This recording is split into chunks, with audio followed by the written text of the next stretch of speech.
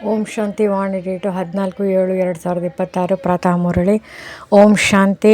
ಬಾಪ್ ದಾದಾ ಮಧುಬನ. ಮಧುರ ಮಕ್ಕಳೇ, ನೆನಪಿನ ಯಾತ್ರೆಯಲ್ಲಿ ಎಂದೂ ಸುಸ್ತಾಗಬಾರದು.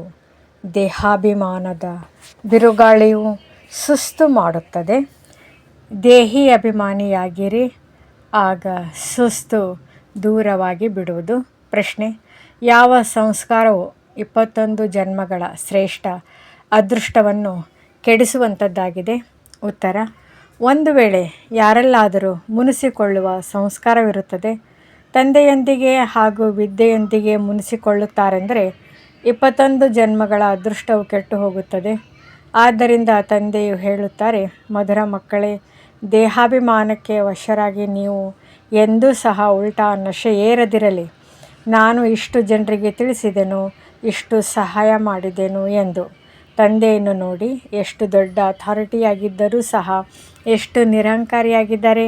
ಆದ್ದರಿಂದ ತಂದೆಯನ್ನು ನೋಡಿರಿ. ಗೀತೆ: ರಾತ್ರಿಯ ಪ್ರಯಾಣಿಕನೇ, ಸುಸ್ತಾಗಬೇಡ. ಓಂ ಶಾಂತಿ. ಮಧುರಾತಿ ಮಧುರ. ಅಗಲಿ ಹೋಗಿ ಮರಳಿ ಸಿಕ್ಕಿರುವ ಮಕ್ಕಳು ಗೀತೆಯನ್ನು ಕೇಳಿದ್ರಿ. ಮತ್ತು ಯಾರು ಯೋಗಯುಕ್ತ ಸೇವಾಧಾರಿ ಮಕ್ಕಳಿದ್ದಾರೆಯೋ ಅವರು ಈ ಅರ್ಥವನ್ನು ಕೂಡಲೇ ತಿಳಿದುಕೊಳ್ಳುತ್ತಾರೆ. ನಾವು ರಾತ್ರಿಯ ಪ್ರಯಾಣಿಕರು, ಅರ್ಥಾತ್ ಬ್ರಾಹ್ಮಣರಿಗೆ ಈ ರಾತ್ರಿಯು ಮುಕ್ತಾಯವಾಯಿತು. ಭಕ್ತಿ ಮಾರ್ಗಕ್ಕೆ ರಾತ್ರಿ ಎಂದು ಹೇಳಲಾಗುತ್ತದೆ. ರಾತ್ರಿಯ ಅರ್ಧ ಕಲ್ಪವು ಈಗ ಮುಗಿಯುತ್ತದೆ. ನಿತ್ಯವೂ ದಿನ ಮತ್ತು ರಾತ್ರಿ ಇರುತ್ತದೆ. ಆದರೆ ನೀವು ಬ್ರಾಹ್ಮಣರದು ಅರ್ಧ ಕಲ್ಪ ದಿನ ಮತ್ತು ಅರ್ಧ ಕಲ್ಪ ರಾತ್ರಿ ಇರುತ್ತದೆ. ಈ ಸಮಯದಲ್ಲಿ ತಂದೆಯು ಬಂದಾಗ ಅಂಧಕಾರವಿದೆ. ಈಗ ಮುಂಜಾನೆಯಾಗುತ್ತಿದೆ. ಮಕ್ಕಳಿಗೆ ತಿಳಿದಿದೆ. ತಂದೆಯು ಹೇಳುತ್ತಾರೆ, ಮಧುರಾತಿ ಮಧುರ ಮಕ್ಕಳೇ, ನೆನಪಿನ ಯಾತ್ರೆಯಲ್ಲಿ ಸುಸ್ತಾಗಬೇಡಿ. ಹೇಗೆ ದೈಹಿಕ ಯಾತ್ರೆ ಇರುತ್ತದೆ, ಮೊದಲು ಪಾದಯಾತ್ರೆಯಲ್ಲಿಯೇ ಹೋಗುತ್ತಿದ್ದರು. ನಿಧಾನವಾಗಿ ಮಧ್ಯ ಮಧ್ಯದಲ್ಲಿ ವಿಶ್ರಾಂತಿ ಪಡೆಯುತ್ತಿದ್ದರು.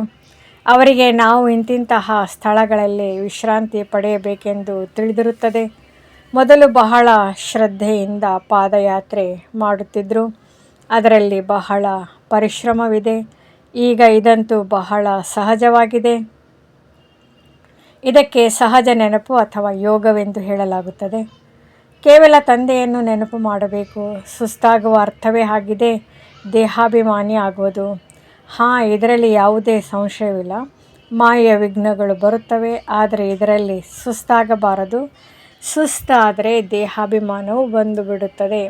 ತಂದೆ ತಿಳಿಸುತ್ತಾರೆ, ಮಕ್ಕಳೇ, ಶರೀರ ನಿರ್ವಹಣೆಗಾಗಿ ಕಾರ್ಯವನ್ನಂತೂ ಮಾಡಬೇಕಾಗಿದೆ. ಅದಕ್ಕಾಗಿ ಅನುಮತಿ ಇದೆ. 8 ಗಂಟೆಗಳು ಶರೀರ ನಿರ್ವಹಣೆಗಾಗಿ, 8 ಗಂಟೆಯ ಸಮಯ ವಿಶ್ರಾಂತಿಗಾಗಿ. ಇನ್ನುಳಿದ 8 ಗಂಟೆಗಳ ಸಮಯವನ್ನು ಇದರಲ್ಲಿ ಕೊಡಿ. ಈಗ ಇನ್ನೂ ಪೂರ್ಣ 8 ಗಂಟೆಗಳ ಸಮಯವನ್ನು ಯಾರೂ ಕೊಡುತ್ತಿಲ್ಲ. ಅಂತ್ಯದಲ್ಲಿ 8 ಗಂಟೆಯವರೆಗೆ ತಲುಪುತ್ತೀರಿ. ಆದ್ದರಿಂದ ಚಾರ್ಟನ್ನು ಹೆಚ್ಚಿಸಿಕೊಳ್ಳುತ್ತಾ ಇರಿ. ಇಲ್ಲಿ ಬಂದು ಕುಳಿತುಕೊಂಡಾಗ ನೆನಪು ತರಿಸಲಾಗುತ್ತದೆ. ಇದಕ್ಕೆ ನೀವು ಧ್ಯಾನವೆಂದು ಹೇಳುತ್ತೀರಿ. ಬಂದು ತಂದೆಯ ನೆನಪಿನಲ್ಲಿ ಕುಳಿತುಕೊಳ್ಳುತ್ತೀರಿ. ಅಂದರೆ ಇದರ ಅರ್ಥವು ಕೇವಲ ಇಲ್ಲಿಗೆ ಬಂದು ನೆನಪಿನಲ್ಲಿ ಕುಳಿತುಕೊಳ್ಳಬೇಕೆಂದಲ್ಲ. ಇಂಥವರು ಅನೇಕರಿದ್ದಾರೆ. 5-10 ನಿಮಿಷ ಯೋಗ ಮಾಡಿ ಹೋಗೋಣವೆಂದು ತಿಳಿಯುತ್ತಾರೆ. ಆದರೆ ತಂದೆಗೆ ಹೇಳುತ್ತಾರೆ, ಕಾರ್ಯ ವ್ಯವಹಾರಗಳನ್ನು ಮಾಡುತ್ತಾ ಎಲ್ಲಿಗೆ ಬಂದರೂ ಹೋದರೂ ಸಹ ನೀವು ಯೋಗದಲ್ಲಿರಿ. ಎಲ್ಲಿಯಾದರೂ ಗಂಗಾ ಸ್ನಾನ ಮಾಡಲು ಹೋಗುತ್ತಾರೆಂದರೆ ರಾಮ ರಾಮ ಎಂದು ಜಪಿಸುತ್ತಾರಲ್ಲವೇ? ಇಲ್ಲಿ ನೀವು ಏನನ್ನು ಜಪಿಸುವಂತಿಲ್ಲ, ಕೇವಲ ತಂದೆಯನ್ನು ನೆನಪು ಮಾಡಬೇಕಾಗಿದೆ. ಈ ತಂದೆಯು ಮಕ್ಕಳೊಂದಿಗೆ ಮಾತನಾಡುತ್ತಿದ್ದಾರೆ. ನಿಮ್ಮ ಕಲ್ಯಾಣವೇ ನೆನಪಿನ ಯಾತ್ರೆಯಾಗಿದೆ. ಇದರಲ್ಲಿ ಸುಸ್ತಾಗಬಾರದು. ಬಹಳ ಬಿರುಗಾಳಿಗಳು ಬರುತ್ತವೆ. ಬಿರುಗಾಳಿ ಎಂದರೆ ಯಾವುದೇ ಮಣ್ಣು ಧೂಳಿನದಲ್ಲ, ಮಾಯೆಯ ಬಿರುಗಾಳಿಗಳು ಬರುವುದರಿಂದ ಬುದ್ಧಿಯು ಯೋಗವೇ ತುಂಡಾಗಿ ಬಿಡುತ್ತದೆ. ಮತ್ತು ದೇಹಾಭಿಮಾನದಲ್ಲಿ ಬರುವುದರಿಂದ ಉದ್ಯೋಗ, ವ್ಯವಹಾರ, ಮಕ್ಕಳು ನೆನಪಿಗೆ ಬಂದು ಬಿಡುತ್ತಾರೆ. ಆದ್ದರಿಂದ ತಂದೆಯು ತಿಳಿಸುವುದೇನೆಂದರೆ, ಈ ಉದ್ಯೋಗ, ವ್ಯವಹಾರ ಎಲ್ಲವೂ ಸಮಾಪ್ತಿಯಾಗಲಿದೆ. ನಿಮ್ಮ ಮಕ್ಕಳು ವಾರಸುದಾರರು ಆಗುವುದಿಲ್ಲ, ಎಲ್ಲರೂ ಸಮಾಪ್ತಿಯಾಗುವರು. ಈಗಂತೂ ವಾರಸುದಾರ ಬೇಹದ್ದಿನ ತಂದೆ ಇದ್ದಾರೆ. ಹದ್ದಿನ ಆಸ್ತಿ ಎಲ್ಲವೂ ಸಮಾಪ್ತಿಯಾಗುವುದು, ಮಕ್ಕಳು ದೊಡ್ಡವರಾಗುವರು, ವಿವಾಹವಾಗುವುದು, ಇದಾಗುವುದು ಅದಾಗುವುದು ಎಂದು ಸಾಹುಕಾರರು ತಿಳಿದುಕೊಳ್ಳುತ್ತಾರೆ. ತಂದೆ ತಿಳಿಸುತ್ತಾರೆ, ಈಗ ಅಷ್ಟೊಂದು ಸಮಯವಿಲ್ಲ, ಆದ್ದರಿಂದ ಪ್ರಪಂಚದಿಂದ ಮೋಹವನ್ನು ಸಂಪೂರ್ಣ ತೆಗೆಯಿರಿ. ಇದಂತೂ ಸ್ಮಶಾನವಾಗಿದೆ. ಉದ್ಯೋಗ, ವ್ಯವಹಾರ, ಮಕ್ಕಳು ಮೊದಲಾದವರ ಚಿಂತನೆಯಲ್ಲಿ ಶರೀರ ಬಿಡುತ್ತೀರೆಂದರೆ ತಮಗೆ ನಷ್ಟವನ್ನುಂಟು ಮಾಡಿಕೊಳ್ಳುವಿರಿ. ಶಿವ ತಂದೆಯನ್ನು ನೆನಪು ಮಾಡಿರಿ, ಆಗ ಲಾಭವಾಗುವುದು. ದೇಹಾಭಿಮಾನದಲ್ಲಿ ಬರುವ ಕಾರಣ ನಷ್ಟ ಉಂಟಾಗುತ್ತದೆ. ದೇಹಿ ಅಭಿಮಾನಿ ಆಗುವುದರಲ್ಲಿ ಲಾಭವಾಗುತ್ತದೆ. ಎಷ್ಟು ನೆನಪು ಮಾಡುತ್ತೀರೋ ಅಷ್ಟು ಭವಿಷ್ಯ 21 ಜನ್ಮಗಳ ಆಸ್ತಿಯನ್ನು ಪಡೆಯುತ್ತೀರಿ. ನೆನಪು ಮಾಡದಿದ್ದರೆ ಬಹಳ ನಷ್ಟ ಉಂಟಾಗುವುದು. ಅದೇ ಮತ್ತೆ ಕಲ್ಪಾಂತರವೂ ಆಗುತ್ತಾ ಹೋಗುವುದು.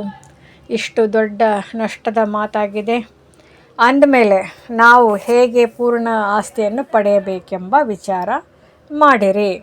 ಹೆಚ್ಚು ಹಣದ ಲಾಲಸೆಯೂ ಇರಬಾರ್ದು ಮತ್ತು ಅತಿಯಲ್ಲಿ ಹೋಗಬಾರ್ದು. ಯಾರಾದರೂ ದಿವಾಳಿಯಾದರೆ ಬಹಳ ಚಿಂತೆಯಾಗಿ ಬಿಡುತ್ತದೆ. ಶಿವತಂದೆಯನ್ನು ಮರೆತು ಹೋಗುತ್ತಾರೆ. ನಂತರ ಜ್ಞಾನದಲ್ಲಿ ಬಂದ ಕಾರಣವೇ ದಿವಾಳಿಯಾದೆವು, ರೋಗಿಯಾದೆವು ಎಂದು ದೋಷ ಹಾಕುತ್ತಾರೆ. ಆದರೆ ಈ ರೀತಿ ಎಂದೂ ತಿಳಿದುಕೊಳ್ಳಬಾರದು. ಕಾಯಿಲೆ ಇತ್ಯಾದಿಗಳು ಬರುವುದು ಸಹ ಕರ್ಮಭೋಗವಾಗಿದೆ, ಒಳ್ಳೆಯದೇ ಆಗಿದೆ. ಏಕೆಂದರೆ ಇದರಿಂದ ವಿಕರ್ಮಗಳು ವಿನಾಶವಾಗುತ್ತವೆ. ಧರ್ಮರಾಜನ ಶಿಕ್ಷೆಗಳಿಗಿಂತಲೂ ಕಾಯಿಲೆಯೇ ಒಳ್ಳೆಯದಲ್ಲವೇ? ಕರ್ಮಭೋಗವನ್ನು ಕಳೆಯಬೇಕಾಗಿದೆ. ಇದಂತೂ ಮಹಾರೋಗಿ ಶರೀರವಾಗಿದೆ. ಎಷ್ಟೊಂದು ಸಂಭಾಲನೆ ಮಾಡಬೇಕಾಗುತ್ತದೆ. ನಡೆಯುತ್ತಾ ಇದ್ದಂತೆಯೇ ನಿಂತು ಬಿಡುತ್ತದೆ. ಕೆಲವರಿಗೆ ಹೃದಯಘಾತವಾಗುತ್ತದೆ. ಮತ್ತು ಇಂತಹ ಹಳೆಯ ಪ್ರಪಂಚವನ್ನಂತೂ ಬುದ್ಧಿಯಿಂದ ಸಂಪೂರ್ಣ ಬಿಡಬೇಕು. ಹೇಗೆ ತಂದೆಯು ಹೊಸ ಮನೆ ಕಟ್ಟಿಸುತ್ತಿರುವುದನ್ನು ನೋಡಿ ಮಕ್ಕಳಿಗೆ ಹಳೆಯ ಮನೆಯಿಂದ ಬುದ್ಧಿಯೋಗವೇ ತುಂಡಾಗುತ್ತದೆ. ಬೇಗನೆ ಮನೆಯನ್ನು ಕಟ್ಟಿಸಿಬಿಡಿ ಎಂದು ಹೇಳುತ್ತಾರೆ. ಹಳೆಯ ಮನೆಯಲ್ಲಿ ಹೆಚ್ಚು ಕಷ್ಟವಿರುತ್ತದೆ. ನೀವು ಸಹ ತಿಳಿದುಕೊಂಡಿದ್ದೀರಿ, ಈ ಹಳೆಯ ಪ್ರಪಂಚವು ಬಹಳ ಕೊಳಕಾಗಿದೆ. ನಿಮ್ಮದು ಇದು ಬೇಹದ್ದಿನ ಸನ್ಯಾಸವಾಗಿದೆ. ಅವರು ಕೇವಲ ಗೃಹಸ್ಥದ ಸನ್ಯಾಸ ಮಾಡುತ್ತಾರೆ. ಅದಕ್ಕೆ ಕೇವಲ ಹದ್ದಿನ ಸನ್ಯಾಸವೆಂದು ಹೇಳಲಾಗುತ್ತದೆ. ನೀವಂತೂ ವಿಕಾರಗಳ ಸನ್ಯಾಸ ಮಾಡುತ್ತೀರಿ. ದೇಹ ಸಹಿತವಾಗಿ ದೇಹದ ನಿಮ್ಮ ಯಾವುದೆಲ್ಲ ಸಂಬಂಧಗಳಿವೆಯೋ ಎಲ್ಲವನ್ನು ಮರೆತು ನನ್ನನ್ನೊಬ್ಬನನ್ನೇ ನೆನಪು ಮಾಡಿ. ಈ ಕಣ್ಣುಗಳಿಂದ ಏನೆಲ್ಲವನ್ನು ನೋಡುತ್ತೀರಿ ಎಲ್ಲವನ್ನು ಮರೆತು ಬಿಡಿ ಎಂದು ತಂದೆಯು ತಿಳಿಸುತ್ತಾರೆ. ನಾವು ಸ್ವರ್ಗದ ರಾಜಧಾನಿಗಾಗಿ ಪುರುಷಾರ್ಥ ಮಾಡುತ್ತಿದ್ದೇವೆ ಎಂದು ಈಗ ನಿಮ್ಮ ಬುದ್ಧಿಯು ತಿಳಿದುಕೊಂಡಿದೆ. ಜ್ಞಾನದ 3ನೇ ನೇತ್ರವು ದೊರೆತಿದೆ. ಇದೆಲ್ಲವೂ ಸ್ಮಶಾನವಾಗುವುದು. ಅಂದಮೇಲೆ ಇದರೊಂದಿಗೆ ಪ್ರೀತಿಯೂ ಬೇಡ. ಈಗಿನ ಕಾಲದಲ್ಲಿ ಮನುಷ್ಯರ ಬಳಿ ಬಹಳ ಹಣವಿರುವ ಕಾರಣ ವಿಕಾರವು ಹೆಚ್ಚಾಗಿ ಬಿಟ್ಟಿದೆ. ಕಾಮ ವಿಕಾರವು ಎಷ್ಟು ತೀಕ್ಷ್ಣವಾಗಿದೆ. ಕಾಮವಿಲ್ಲದೆ ಇರಲು ಸಾಧ್ಯವಿಲ್ಲ. 4-5 ವರ್ಷಗಳವರೆಗೆ ಪವಿತ್ರವಾಗಿದ್ದು ನಂತರ ಪತ್ರ ಬರೆಯುತ್ತಾರೆ, ಬಾಬಾ ಇಂದು ಇವರಿಗೆ ಭೂತ ಹಿಡಿಯಿತು, ಮುಖ ಕಪ್ಪು ಮಾಡಿಕೊಂಡ್ರು ಎಂದು. ಎಷ್ಟು ಪೆಟ್ಟು ತಿಂದರೂ ಒಮ್ಮೆಲೆ 5ನೇ ಅಂತಸ್ತಿನಿಂದ ಕೆಳಗೆ ಬಿದ್ದರು. ಮೊದಲನೆಯದು ದೇಹಾಭಿಮಾನವಾಗಿದೆ. ಮೇಲಿನಿಂದ ಬಿದ್ದರೆ ಮೂಳೆಯು ಪುಡಿಯಾಗುವುದು ಮತ್ತು ಪುರುಷಾರ್ಥ ಮಾಡುವುದರಲ್ಲಿ ಸಮಯ ಹಿಡಿಸುತ್ತದೆ. ಇದು ಎಲ್ಲದಕ್ಕಿಂತ ದೊಡ್ಡ ಪೆಟ್ಟಾಗಿದೆ. ಆದ್ದರಿಂದಲೇ ತಂದೆಯು ತಿಳಿಸುತ್ತಾರೆ, ಕಾಮ ಮಹಾಶತ್ರುವೆಂದು ಹೇಳಲಾಗುತ್ತದೆ. ವಿಕಾರಕ್ಕೆ ಪತೀತತನವೆಂದು ಹೇಳಲಾಗುತ್ತದೆ. ಬಾಬಾ ನಮ್ಮನ್ನು ಪತೀತರಿಂದ ಪಾವನರನ್ನಾಗಿ ಮಾಡಿ ಎಂದು ಹೇಳುತ್ತಾರೆ. ಭಾರತದಲ್ಲಿಯೇ ಸಂಪೂರ್ಣ ನಿರ್ವಿಕಾರಿಗಳಿದ್ದರಲ್ವೇ? ಭಾರತವೇ ನಿರ್ವಿಕಾರಿಯಾಗಿತ್ತು, ಈಗ ಭಾರತವು ವಿಕಾರಿಯಾಗಿದೆ. ಸಂಪೂರ್ಣ ನಿರ್ವಿಕಾರಿಗಳೆಂದು ಸೂರ್ಯವಂಶಿಯರಿಗೆ ಹೇಳುತ್ತಾರೆ. ಭಲೆ ರಾಮಚಂದ್ರನ ರಾಜ್ಯದಲ್ಲಿಯೂ ವಿಕಾರದ ಮಾತಿರುವುದಿಲ್ಲ. ಆದರೆ ಕಲೆಗಳು ಕಡಿಮೆಯಾಗಿ ಬಿಡುತ್ತವೆ. 1250 ವರ್ಷಗಳು ಕಡಿಮೆ ಆಯಿತಂದರೆ ಪ್ರಪಂಚವು ಅದರ ಶಕ್ತಿಯು ಕಡಿಮೆ ಆಯಿತಲ್ಲವೇ? ಆದ್ದರಿಂದ ಅವರನ್ನು ಸತೋಪ್ರಧಾನರಿಂದ ಸತೋ ಎಂದು ಹೇಳಲಾಗುತ್ತದೆ. ನಾವು ಮಮ್ಮಾ ಬಾಬರವರನ್ನು ಫಾಲೋ ಮಾಡಿ ಸೂರ್ಯವಂಶಿ ಮಹಾರಾಜ ಮಹಾರಾಣಿ ಆಗುತ್ತೇವೆಂದು ನೀವು ಬಯಸುತ್ತೀರಿ. ಇದರಲ್ಲಿ ಕಷ್ಟ ಅಥವಾ ಖರ್ಚಿನ ಮಾತಿಲ್ಲ. ಇದರಲ್ಲಿ ಬಾಯಿಂದ ಏನನ್ನು ಹೇಳುವಂತಿಲ್ಲ. ಕೇವಲ ನೆನಪು ಇದಕ್ಕೆ ಸಹಜ ಯೋಗವೆಂದು ಹೇಳಲಾಗುತ್ತದೆ. ಇದರಲ್ಲಿ ಬಹಳ ಪರಿಶ್ರಮ ಬೇಕು. ತಂದೆಯ ಮುಂದೆ ಎಲ್ಲ ಮಹಾರಥಿಗಳಿದ್ದಾರೆ. ಇದರಲ್ಲಿ ಯೋಗ ಪೂರ್ಣವಿರಬೇಕು. ಆಗ ಬಾಣವು ನಾಟುವುದು. ಯೋಗ ಬಲವಾಗಿದೆಯಲ್ಲವೇ? ಯೋಗ ಬಹಳ ಕಡಿಮೆ ಇದೆ. ಯೋಗದಲ್ಲಿ ವಿಘ್ನಗಳು ಸಹ ಬಹಳಷ್ಟು ಬೀಳುತ್ತವೆ. ಬೇಹದ್ದಿನ ತಂದೆಯು ಮಧುರ ಮಕ್ಕಳಿಗೆ ಕುಳಿತು ತಿಳಿಸುತ್ತಾರೆ, ತಂದೆಯ ಜೊತೆ ಅಥವಾ ವಿದ್ಯೆಯ ಜೊತೆ ಎಂದೂ ಮುನಿಸಿಕೊಳ್ಳಬಾರದು. ಮುನಿಸಿಕೊಳ್ಳುತ್ತೀರೆಂದರೆ 21 ಜನ್ಮದ ಅದೃಷ್ಟದೊಂದಿಗೆ ಮುನಿಸಿಕೊಳ್ಳುವುದಾಗಿದೆ. ಬಹಳ ಒಳ್ಳೊಳ್ಳೆಯ ಮಕ್ಕಳು ಸಹ ಮುನಿಸಿಕೊಳ್ಳುತ್ತಾರೆ. ದೇಹದ ಅಹಂಕಾರದ ನಶೆ ಏರಿರುತ್ತದೆ. ನಾನು ಇಷ್ಟೊಂದು ಮಂದಿಗೆ ತಿಳಿಸಿದೆನು ಎಂಬ ದೇಹದ ಅಹಂಕಾರ ಬರುವುದರಿಂದ ಮತ್ತೆ ಬಿದ್ದು ಬಿಡುತ್ತಾರೆ. ಇದರಲ್ಲಿ ಅಹಂಕಾರ ಬರಬಾರ್ದು. ಶಿವತಂದೆಗೆ ಯಾವುದೇ ಅಹಂಕಾರವಿದೆ? ಎಷ್ಟು ನಿರಹಂಕಾರಿಯಾಗಿದ್ದಾರೆ. ಆದರೂ ಸಹ ಎಷ್ಟು ದೊಡ್ಡ ಅಥಾರಿಟಿ ಇದೆ. ನಾನು ಸಾಧಾರಣ ತನುವಿನಲ್ಲಿ ಸಾಧಾರಣ ಮನೆಯಲ್ಲಿ ಬರುತ್ತೇನೆಂದು ಹೇಳುತ್ತಾರೆ. ಸಾಹುಕಾರರ ಮನೆಯಲ್ಲೇನೇ ಏನಾದರೂ ಬರುತ್ತೇನೆಯೇ? ಈಗ ಮಕ್ಕಳು ಜಾಗೃತರಾಗಬೇಕಾಗಿದೆ. ತಂದೆಯು ಬಹಳ ಒಳ್ಳೆಯ ಯುಕ್ತಿಗಳನ್ನು ತಿಳಿಸಿ ಕೊಡುತ್ತಾರೆ. ನೀವು ಮಕ್ಕಳದೇ ತಡವಾಗಿದೆ. ಡ್ರಾಮಾನುಸಾರ ನಿಮ್ಮ ಸ್ಥಿತಿಯು ಇನ್ನೂ ಅಷ್ಟು ಶಕ್ತಿಶಾಲಿಯಾಗಿಲ್ಲ. ಮುಂದೆ ಹೋದಂತೆ ಶಕ್ತಿಶಾಲಿ ಆಗುವುದು. ನಾವು ಸರ್ಕಾರಕ್ಕೂ ಇದನ್ನು ತಿಳಿಸಬಹುದಾಗಿದೆ. ಇಷ್ಟು ವರ್ಷಗಳಲ್ಲಿ ಸ್ವರ್ಗದ ಸ್ಥಾಪನೆ ಆಗುವುದು. ಇದನ್ನು ಪತ್ರಿಕೆಗಳಲ್ಲಿ ಓದಿ ಬಂದು ನಿಮ್ಮನ್ನು ಕೇಳುತ್ತಾರೆ. ಕೆಲವೇ ವರ್ಷಗಳಲ್ಲಿ ಸ್ಥಾಪನೆ ಆಗುವುದು. ಅಂದಮೇಲೆ ವಿನಾಶವು ಖಂಡಿತ ಆಗುವುದು. ಅನೇಕರು ಬರುವರು. ಇಲ್ಲಿನ ಸಂಪತ್ತೆಲ್ಲವೂ ಸ್ವಲ್ಪ ಸಮಯಕ್ಕಾಗಿ ಮಾತ್ರ. ಆದ್ದರಿಂದ ಈ ಆಸ್ತಿಯನ್ನು ನೀವು ಆಸ್ತಿಯ ಲೆಕ್ಕದಲ್ಲಿ ತಿಳಿದುಕೊಳ್ಳುವುದಿಲ್ಲ. ಏಕೆಂದರೆ ನಿಮಗೆ ತಿಳಿದಿದೆ, ಇದೆಲ್ಲವೂ ಇನ್ನೂ ಕೆಲವೇ ದಿನಗಳು ಮಾತ್ರವೇ ಇರುತ್ತದೆ. ಈ ಮನೆ ಇತ್ಯಾದಿಗಳೆಲ್ಲವೂ ಇರುವುದಕ್ಕಾಗಿ ಕಟ್ಟಿಸಲಾಗಿದೆ. ಏಕೆಂದರೆ ಮಧುಬನದಲ್ಲಿ ರಿಫ್ರೆಶ್ ಆಗುವುದಕ್ಕಾಗಿ ಮುಂದೆ ಅನೇಕ ಮಕ್ಕಳು ಬರುತ್ತಾರೆ. ಮುಖ್ಯ ಕೇಂದ್ರವಂತೂ ಮಧುಬನವಾಗಿದೆ. ಇಂದು ನೀವು ಏನು ಮಾಡುತ್ತೀರಿ, ನಾಳೆ ಏನು ಮಾಡುವಿರಿ? ಇಲ್ಲಿ ತಪಸ್ಸು ಮಾಡುತ್ತೀರಿ, ನಂತರ ದೆಹಲಿ ಬೃಂದಾವನದಲ್ಲಿ ಹೋಗಿ ರಾಜ್ಯಭಾರ ಮಾಡುತ್ತೀರಿ.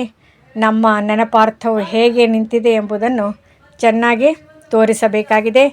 ಯಾವ ಕೆಲಸವನ್ನು ನಾವೀಗ ಮಾಡುತ್ತಿದ್ದೇವೆಯೋ ಅದನ್ನು 5000 ವರ್ಷಗಳ ಮೊದಲು ಸಹ ಮಾಡಿದೆವು. ಮೊಟ್ಟಮೊದಲು ಶಿವತಂದೆಯ ಮಂದಿರವನ್ನು ಕಟ್ಟಿಸುತ್ತಾರೆ. ಬಾಕಿ ದಿಲ್ವಾಡ ಮಂದಿರವು ಮೊದಲಾದವು ನಂತರದಲ್ಲಿ ಕಟ್ಟಿಸಲ್ಪಟ್ಟಿದೆ. ಬುದ್ಧಿಗೆ ಕೆಲಸ ಕೊಡಬೇಕಾಗಿದೆ.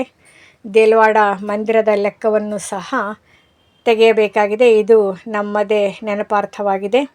ನೀವು ತಿಳಿದುಕೊಂಡಿದ್ದೀರಿ, ಇದು ಸ್ಥಾಪನೆಯ ನೆನಪಾರ್ಥವಾಗಿದೆ. ಓಂ ಶಾಂತಿ. ಓಂ ನಮಃ ಶಿವಾಯ.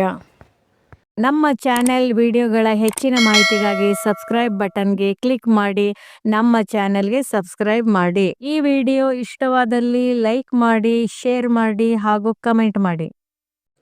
ಈ ವಿಡಿಯೋ ನಿಮಗೆ ಇಷ್ಟವಾದರೆ ಲೈಕ್ ಮಾಡಿ, ಕಮೆಂಟ್ ಮಾಡಿ, ಶೇರ್ ಮಾಡಿ ಮತ್ತು ಇನ್ನಷ್ಟು ಕನ್ನಡ ಮುರಳಿ ರಾಜಯೋಗ ಮೆಡಿಟೇಷನ್ ಹಾಗೂ ಆತ್ಮಿಕ ಜ್ಞಾನಕ್ಕಾಗಿ ನಮ್ಮ ಚಾನಲನ್ನು ಸಬ್ಸ್ಕ್ರೈಬ್ ಮಾಡಿ, ಲೈಕ್ ಮಾಡಿ, ಶೇರ್ ಮಾಡಿ, ಕಮೆಂಟ್ ಮಾಡಿ.